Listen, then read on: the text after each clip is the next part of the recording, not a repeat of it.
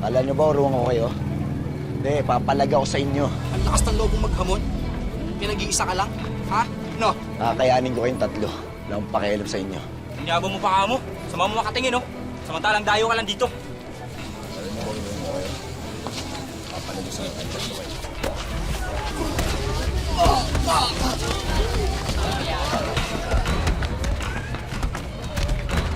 Ako yung anak ko! Huwag yung saktan! Tama! Ano kayo? Uwi na kayo! Ah! Opo. Bangon ka na. Opo.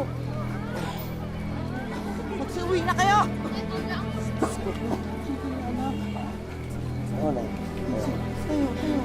Sa'yo. Ano ba kaya nyo? Oh, halika na.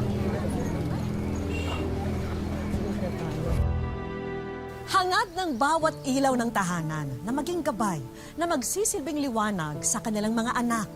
Pero sa kaso ni Nanay Lina, hindi niya aakalaing ang sobrang pagmamahal sa anak niyang si Joseph ang lalo pang magtutulak para lalo pa itong masadlak sa dusa. Paano haharapin ng isang ina ang kalagayan ng isang anak na unti-unting winawasak ng kanyang sariling katinoan? Sa magulang ba dapat isisi ang pagdurusang dinaranas ng kanilang mga anak? Magandang araw po mga kapuso. Ako po si Vicky Morales at ito po ang Wish Ko Lang.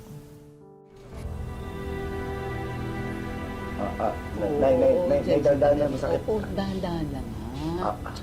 Nasasaktan ka? Hindi mo inisip yan nung nakipagbasag ulo ka. Jaime, tama na. Baka tumaas ang presyon mo. Tataas talaga ang presyon mo. Wala namang pakinabang dito sa bahay, nagdadala pa ng problema. O ano? Tinitingin mo, lalaban ka? Ha? Tama na, Jaime. Katatapos pa lang ng isang gulo ng anak mo, gusto mo na naman ng isa pa? Alam mo, kasalanan mo rin ito eh. Kinukonsinti mo. Mahiya ka naman doon sa mga kapatid mong nagbabanat ng buto sa Maynila. Ingay niyo. Tignan. Kinakausap ko pa, tatulikuran ako. Hoy! Joseph? Hoy, rito! Sige, sundan mo. Kaya nagkakasungay yan eh. Alam niya kasi may magtatanggol sa kanya.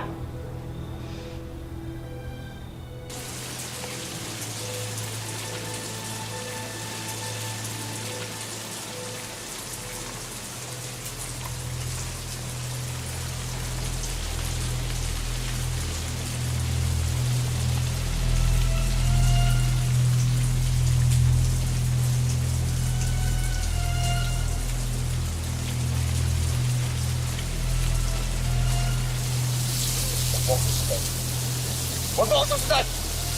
Sabi naman mo ako susundan eh!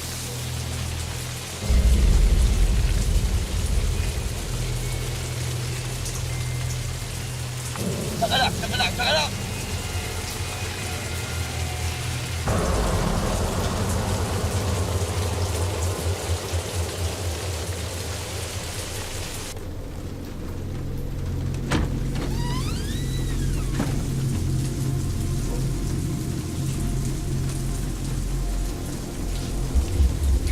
Diyos ko, anak. Kanina pa ako naghihintay sa'yo. Tambas-ambasa ka. Ano nangyari sa'yo? Sandali. Hihirang bata ka. Oo. Saan ka ba nagsusuot? Upo ka muna. Palit ka.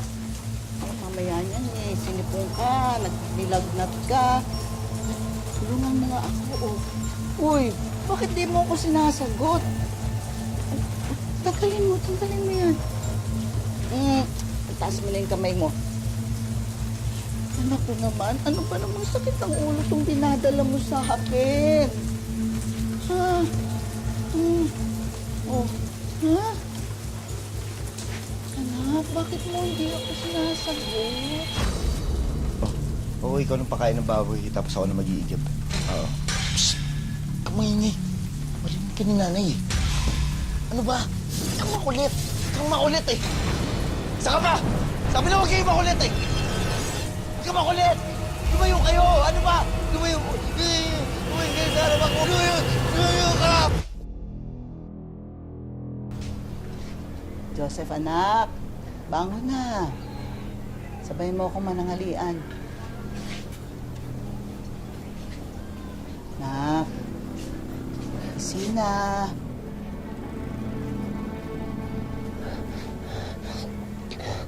Ay, Diyos ko po. Ang taas ng lagnat mo. Jaime!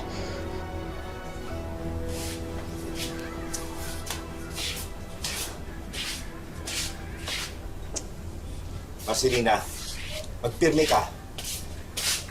May sakit ang anak mo, nilalagnat. Alam bang pigilan ko ang sarili kong huwag mag-alala? Bakit kasi hindi pa natin dalhin sa ospital? Gipit nga tayo. Pagkain, wala tayo. Ospital at gamot pang iniisip mo. Eh anong gusto mong gawin?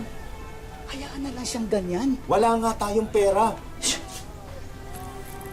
Anong gusto mong gawin? Mga kapatid niyan na nasa Maynila, hindi pa nagpapadala.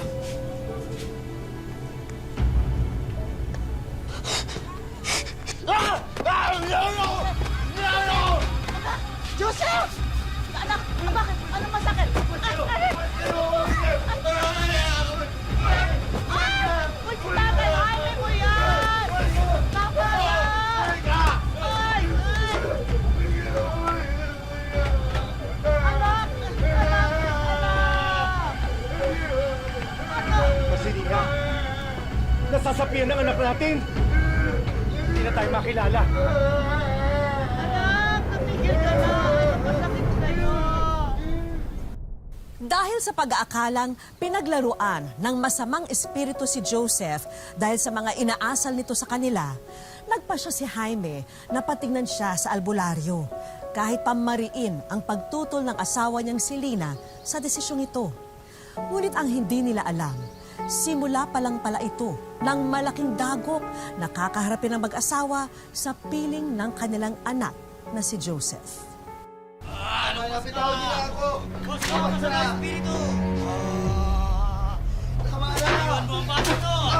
Ano pa ginagawa niyo sa akin, Diyos? Sinasapian! Ayasan mo siya! Nay! Tulungan niyo ako dito, Nay! Tama na! Nasasaktan ang anak mo! Hindi nasasaktan ang anak mo, Lina. Hinahanap ko lang kung sino nagpapahirap sa kanya. Tulungan niyo ako! Tulungan niyo na pakinggan ang anak mo! Itinuro ba siya magkakaroon? Ano ginagawa niyo sa akin? Ano bang ginagawa niya? Nay! Tulungan niyo ako! Tulungan niyo ako dito!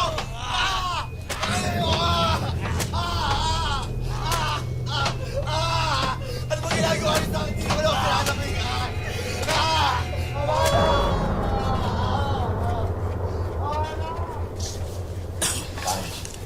Maraming salamat po. Papatawag na lang ho namin kayo pag kailangan ulit namin kayo. Sandali lang. Anong totoo nangyayari sa anak namin? Ang totoong nangyayari sa anak ninyo, hindi siya sinasapian ng masamang espiritu. Wala rin ako makitang dahilan ng kanyang karamdaman. Sa totoo lang, hindi nyo kailangan ng albularyo. Ano po ibig ninyo sabihin? Pasensya na. Sa tingin ko, sakit ng anak ninyo ay sa utak. Hindi ba kalabisan niya yung sinasabi ninyo, Tang? Sinasabi ko yan ng totoo. Kayo ang humingi ng tulong sa akin. Hindi totoo yung usap-usapan sa lugar natin. Hindi Wala totoo. akong sinasabing ganyan. Buti pa umalis na kayo bago tayo magkasakitan ng loob. Lina. Hindi totoo. Hindi totoo. Pasensya po kayo.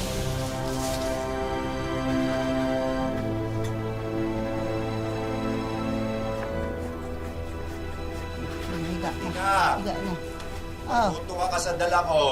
Oh. dami. Joseph, maglalaga ako ng kamote para meron tayong pamerienda. Napakain muna ako ng baboy, ha? Tama siguro ito.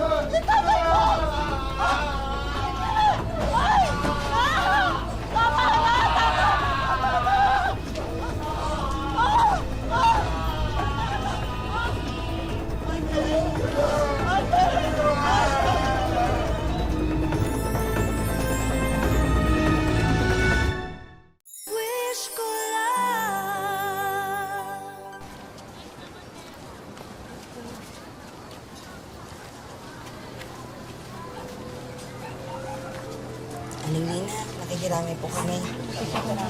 Salamat po, salamat. Hindi naman po sila nangingialam ha. Paano na po kayo niyan ngayong wala na si Mang Jaime? Paano? Sa piling po ni Joseph.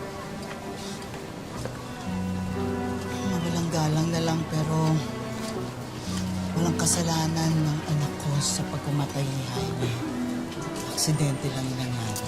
Aling Lina, alam naman po natin na alam niyo yung sitwasyon ng anak niyo. Bakit po hindi niyo na lang kaya siya dalhin sa mental hospital din si Joseph?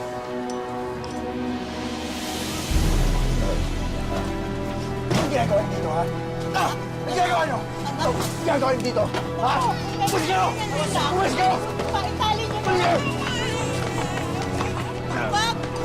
Wag isaktan yung anak ko! Walang kasalanan yung anak ko! Wag isaktan yung anak ko! Walang kasalanan ng anak ko! Ilang beses ko masasabihin sa inyo! Tama na!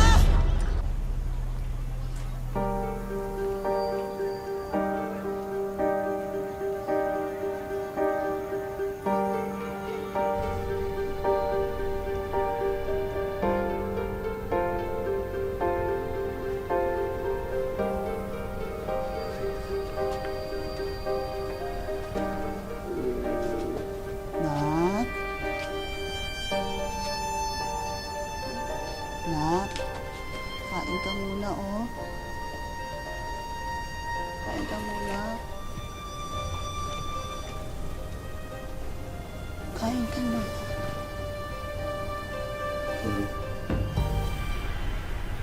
Ayoko na dito. Saan balik ka sa dati na eh? Ayoko na dito.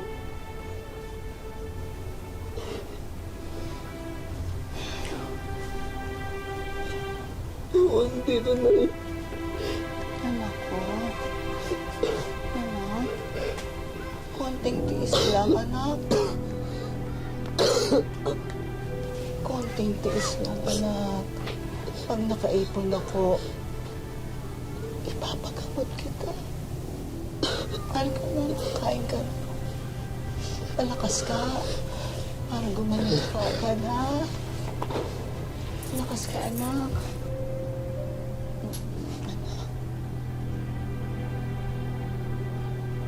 Sino ka? Ha? Wala ako dito! Ha? Ano ba dito ako dito? Ano ba dito ako dito?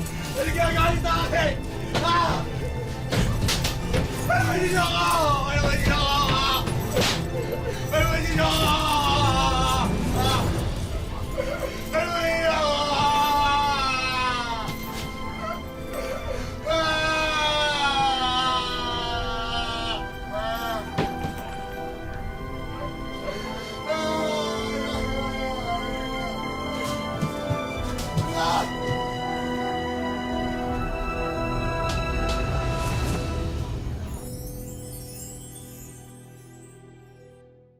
Wish ko lang.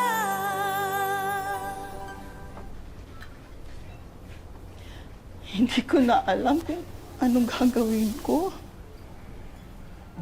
Bakit hindi pa kasi kayo humingi ng tulong sa barangay, Nay? Ilalayo niya siya sa akin. Mabuti na ganito, naaalagaan ko siya. Pero Nay, paano naman kayo? Hindi na din kayo bata. Eh kung paano kayo? Nawala na ako ng tatay. Ayoko mawala pa kayo dahil sa kagagawan ninyo ni Joseph. Huwag yung sisisihin ng kapatid niyo. Hindi niya alam ang ginagawa niya. Tsaka hindi naman yung ginusto yung ganitong pangyayari. Basta, Nay, kayo lang ang iniisip ko. Kapag may nangyari pa sa inyo, hindi ko na alam ang magagawa ko sa kapatid kong yan.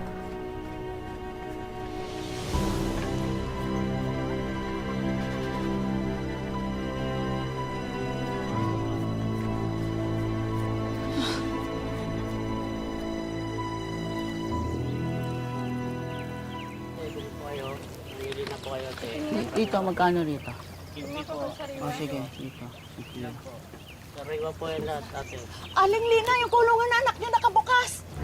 Ha? Sandali. Mamaya na kita babayaran, ha? Diyos ko. Joseph!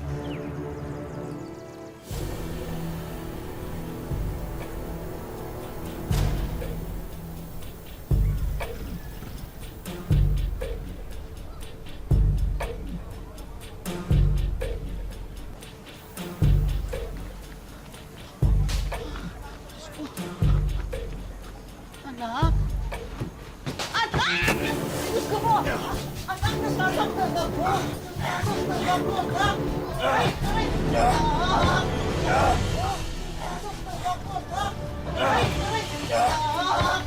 Anak, hindi mo ba ako nakikilala? Ha? Hindi mo ba ako nakikilala? Nanay mo! Wag! Ay! Ay! Ah, Diyos ko! Ako! Ako na kayo!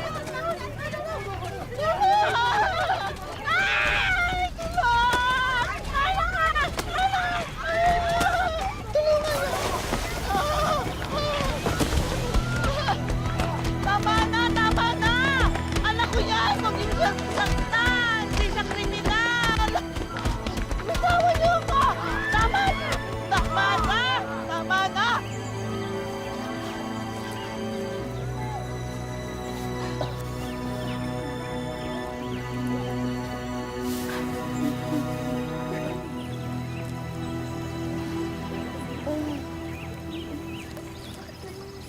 Hindi kriminal ang anak ko. Hindi kriminal ang anak ko. Nahawa naman kayo sa anak ko.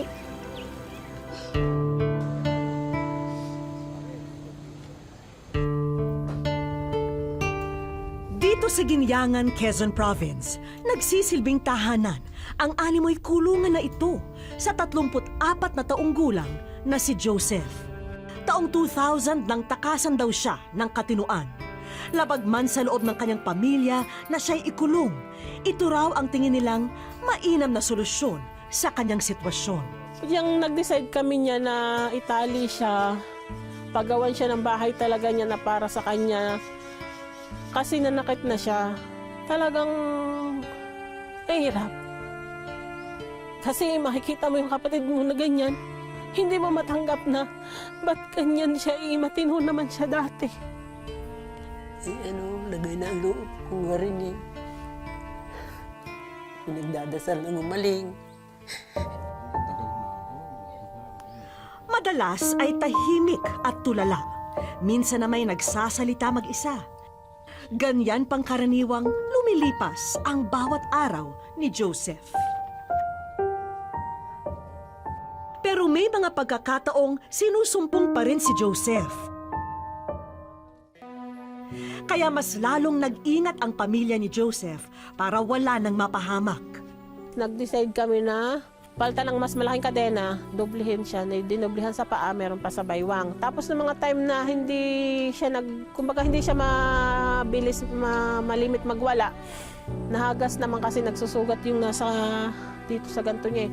Tinanggal, in-stay na yung nasa baywang. Hanggang ngayon, hindi naman na siya ganun ka-worse magwala na kasi malaki na yung kadena niya eh. Si Nanay Lina ang kasakasama ni Joseph sa bahay. At siya lang ang nagtsatsagang mag-alaga sa anak. Pinaliliguan, nahitan ko ng balbas, ginugupitan ko ng kuko, pinutulihan ko. Pag binigay mo yung brush, siya ang nagkukuskos. Di akala ang kinukuskos, hindi ko bubusa ko na si shampoo, siya ang kukuskos. Pero dahil salat sa buhay, dumarating daw sa punto na toyo at mantika lang ang naipapakain ni Nanay Lina sa anak. Ito namang aming Joseph ay kung ano lang ibigay mo sa kanya, basta kakain siya, kakain at hindi naman siya mapili na sa ulam. Kung anong pagkain abot mo, kakainin niya. Sa pag-aalaga ng baboy, kumukuha ng iba pang pantustos si Nanay Lina. Bukod sa iniaabot ng kanyang anak na si Joyce. Para sa kapatid ko, ang gusto kong mangyari sa kanya, gumaling siya. Sana matulungan kami ng may talagang taos sa pusong tumulong sa amin. Ay, Joseph, magpagaling ka. Mahal na mahal kita din.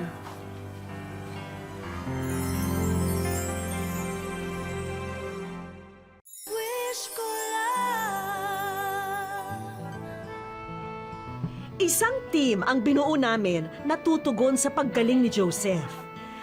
Mga doktor, nurse, mga social worker, health worker, volunteer mula sa Department of Health at marami pang iba ang gustong maging bahagi sa Oplan Sagip Joseph.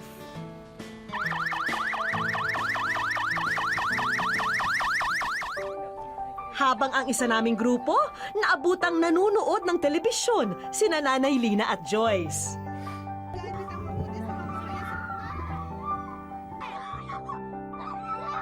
Tila nagkakaroon ng aberya sa palabas na kanilang pinapanood. Pansamantala naming pinuputol ang programang ito para sa kapapasok lang na mahalagang balita. Hi Joyce! Kayo ay nasa wish ko lang. Nakarating sa amin itong wish mo para sa iyong Nanay Lina at kapatid na si Joseph. Kaya, ready na ba kayo sa mga inihanda naming sorpresa para sa inyo? Hindi makapaniwala si Joyce sa kanilang napanood. Sobrang salamat, sobrang natutuwa kasi sa tagal-tagal na panahon matutulungan niya yung kapatid ko. Tapos yung nanay ko, para sa kanya to kasi awang-awa na ako sa nanay ko sa pag-aalaga sa kapatid ko. Hindi ko makataniwala nung nangyayari ito kasi dati nanonood lang kami. Laging ulood ako, napapanood ko lagi yung programa niyo. Kasi nga hinihiling ko na sana maghimala ang Diyos na makaabot kayo dito. Yung tulong na ginagawa niyo, maabot kami ng tulong niyo. Kaya Narito na ang mga sorpresa para sa mag-iina. nanganak agad ang baboy mo. Ang laki na! Oh, 3 agad! Wish ko lang. Una na riyan ang mga damit para kay Joseph. Dati mo walang susuotin. Ngayon meron na. Uteng inay. Ang gaganda. Ano? Siyempre, sinamahan na rin namin yan ng cellphone para kay Nanay Lina. May pandagdag pagkakakitaan din kaming kaloob dahil ang 3 little pigs na ito, inyong-inyo na rin. Sinamahan na rin namin yan ng feeds na magpapalusog sa kanila. Ay, inahiling ko yan. May kapalit ng inahin nila. Narito rin ang medical assistance na maaring makatulong sa inyong pagpapagamot kay Joseph. Pero hindi pa riyan nagtatapos. Samahan niyo kaming salubungin ang mga taong tutulong sa iyong kapatid Joyce. Musta po kayo? Nilapitan na rin ni Doc Evelyn ang pasyente. At dahil matagal na panahon na rin nakakulong dito si Joseph, hindi na raw nila alam kung nasaan ang susi. Joseph!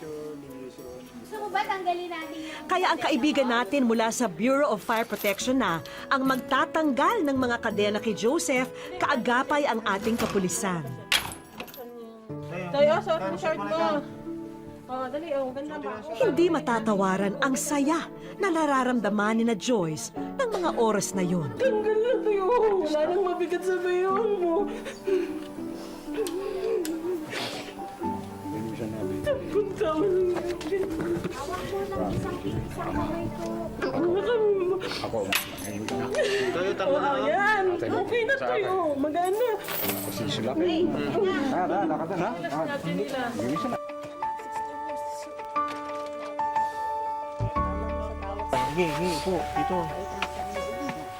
Sinimulan ng suriin si Joseph. Joseph, hawakan lang kita ha. Ha? Ipapa-admit natin sa 13 Martires, no? Kasi kinordinate na ni Ma'am Paula. So doon siya gagamutin ng ng bungbo. Sobrang masaya po ako para sa kanya at sobrang nagpapasalamat po kami kasi mabibigyan na po siya ng lunas na tulungan po kami kasi kung sa amin pong pamilya hindi talaga po namin kaya na siyang ipagabot. Salamat sa mga tumulong sa inyo. Nakasabay na mo na kasi nagaling na siya. This is a case of schizophrenia. So chronic illness siya, mental illness. So kailangan maggamot siya, madala siya sa mental psychiatric facility para magamot siya ng maganda, ng maayos. Mahaba-habang gamutan daw ang pagdaraanan ni Joseph. Kaya kailangan niya ang buong suporta ng kanyang pamilya. Sobrang napakalaki po ng pag-asa namin ngayon kasi alam po namin na may tumutulong na sa kapatid namin. May mga gamot na po siyang maiinom na magkukontagious na po yung pag-medical niya. Kaya umaasa po kami na babalik siya dito na okay, magiging okay na siya. Kaya sobrang thank you po. Sa kabila ng dinanas na hirap at pasakit ni Lina sa kanyang anak na si Joseph, pinatunayan niyang mas matimbang ang pagmamahal niya sa kahit na anumang dagok na dumating sa kanyang buhay. Dahil kasabay ng paghilom ng mga sugat ay ang pangakong may naghihintay na pag-asa para sa ating lahat. Maraming salamat po mga kapuso. Ako po si Vicky Morales at ito po ang Wish Ko Lang.